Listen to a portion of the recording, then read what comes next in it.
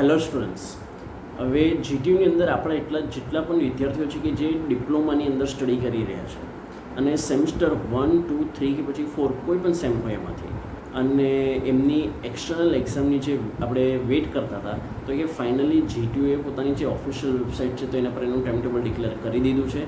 આમાંથી તમારું કોઈ પણ રેગ્યુલર રેમિડિયલ કોઈ પણ પ્રકારનું પેપર હોય તો હું એની વાત કરું છું.